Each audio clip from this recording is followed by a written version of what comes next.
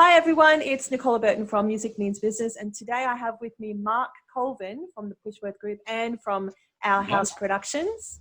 How are you, Mark? Good. Yourself, Nikki? Good, considering we're still in lockdown.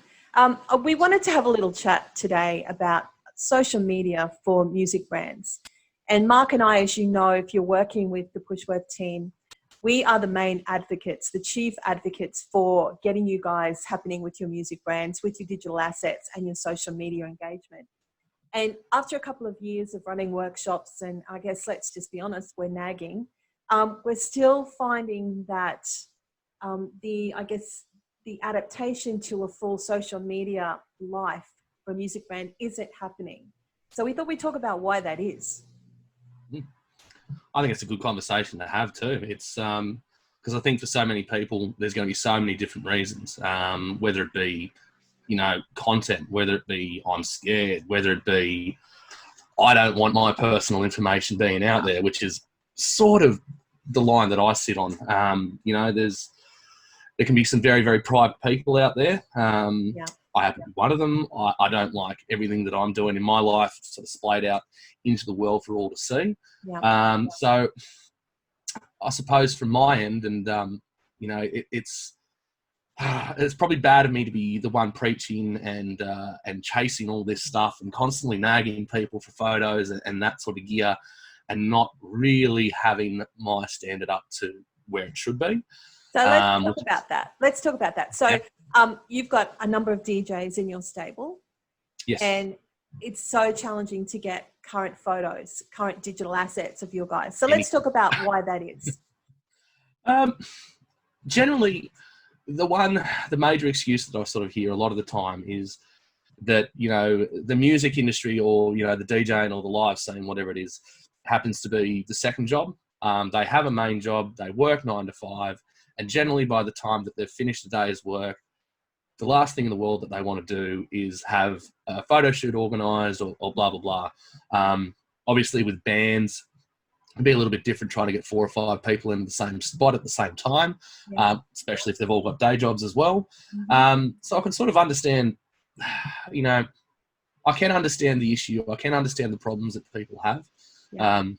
I'm trying to work through them myself at the moment and try and get that digital footprint, a lot more noticeable as it should be. Because as we know, as we said just the other day, purely through booking, having a product that is 100% digital ready is just so much easier to sell to a venue because they're getting a return as far as social media and that sort of stuff goes. So it's critically important and probably time to crack the whip. Well, look, anyone out there who relates to what Mark says, you've got a day job, you're too busy, you've got a family, you've got 4 or 5 band members in different places, you're just running between your day job, your life and your gig life. It's been virtually impossible. And so I guess the challenge that we've got is that venues, promoters, event managers, they can't really promote a show unless they've got current assets. So not something from 20 years ago, 10 years ago, or even 2019. They're looking for current assets. And so what a lot of marketing managers are doing is they're trolling through Instagram to try and find photos. But that in itself is not necessarily great because they might be using personal photos. So we just not thought... the best photos. Exactly. So, what we'd like to encourage you, we know the challenges because Mark is living it. He knows. Sorry. And so now that we've got this lockdown time, use this thing. Everyone's got one. And take as many photos as you can with different backgrounds. So you can see Mark's background right there. See what's behind him? So probably not a background like that. Mine, too busy as well. So try and get just, if you've got a green screen, use that, or just a white background is great. And just try and get different looks, different outfits, different, try and imagine what would appeal to you to go to a gig. And I think if anyone's been to any of our social media workshops, we had a few practice runs of photo shoots, which was really helpful. But Mark, what can we do? I'm going to put you on the line right now. What can we do to get DJ photos from you? And let's talk about how we can help everyone else who's struggling with the same thing. How to get them? That's probably the key question, I think. Look, I suppose one of the excuses at the moment time is blowing clean out of the water. Yeah, all the time. We've got nothing but time. Yeah. I can understand that we are still somewhat locked down. We can't move around too much. But I mean, that just to me says, well, get creative. Surely somewhere around your house there's a spot somewhere where you can take a photo that looks pretty decent or at least semi-good. And let's be honest, everyone's got an iPhone or an Android or, you know, a Samsung or whatever these days. At a bare minimum now, you're sort of looking at a 12 megapixel on up camera. And that's if you've got that set on original settings, that is a really good quality shot. Mm-hmm. Now, getting said photos from the axe, I suppose persuasion's going to have to come in a little bit. It's very hard sometimes to get the value of what people are actually doing across to people. Some people don't quite see their own value, whether it be as a DJ or a solo act or a band or whatever.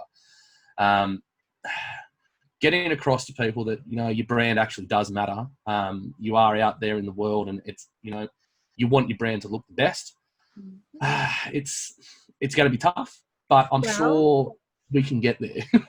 That's where your whole brand story comes into play. And as Mark said, if you don't really know what your value is as an artist, you don't know the story that you're telling, you don't really understand what your POD is, your point of difference in the market is, what your USP, your unique selling point, you won't really understand how to take those photos. And that's why Pushworth is offering complimentary mentoring sessions during lockdown, myself or Michael or Mark or Manny, where we will take you through our meticulous process, our Music Means Business process, and help you to discover what your actual brand story is and give you some ideas about how to take these photos, even in lockdown.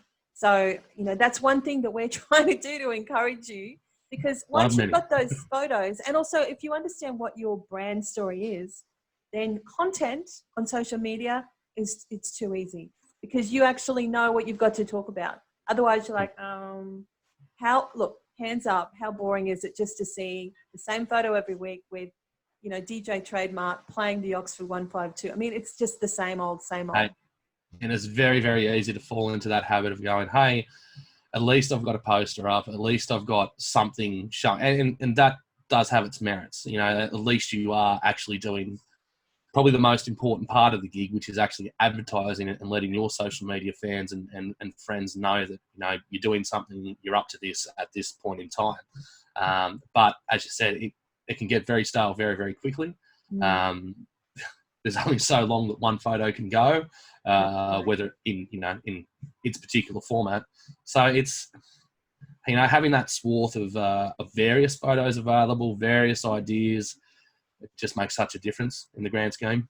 Yeah, so contact us, business@pushworth.com. If you want some assistance with your brand story, if you're a Pushworth artist, contact us and we'll set up some Zoom mentor calls and we'll help you to get that content, get that brand story, help guide you towards the kind of photos that you need, so that when we start then talking about the specific social media interaction, you've actually got some juice to work with. So, ready to go. Yeah. All right, Mark, it was good to talk to you, my friend. Always a pleasure, Nikki. And we'll see you on the other side. We'll see you on the other side.